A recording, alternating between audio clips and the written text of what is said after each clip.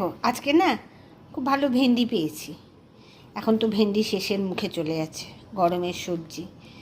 আজকে আমি ভেন্ডির সর্ষে পোস্ত বাটা দিয়ে একটা ঝাল দেওয়া করব।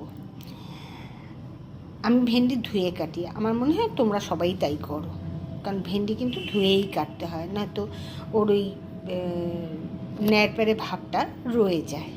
কড়াইতে 1 টেবিল চামচ তেল দিয়ে, সর্ষের তেল দিয়ে কালো জিরা ফোড়ন দিলাম, লম্বা করে কাটা আলু দিয়ে দিলাম। আগে একটু আলুগুলো ভেজে নেব, কারণ ভেন্ডি তাড়াতাড়ি হয়ে যায়, তাই না?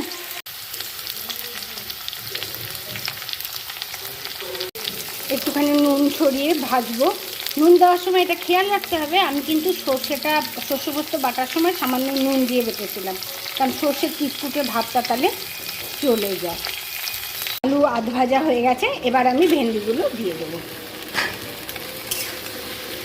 দিয়ে এবার ভালো করে আমি ভেজে নেব।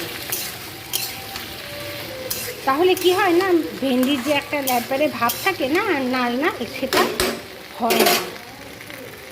দেখো বেশ ভালো করে এবার ভাজা হয়ে গেছে লাল লাল করে।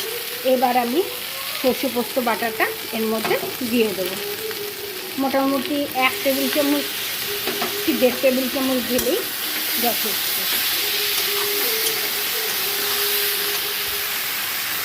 মশলা বাটার জলটাও এর মধ্যে এখন আমি দিয়ে দেবো। স্বাদ মতো চিনি দেবো।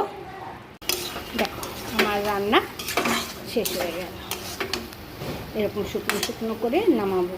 এটা গরম ভাতে অসম্ভব ভালো লাগে। তোমরা নিরামিষের দিনেও এটা করে খেতে পারো।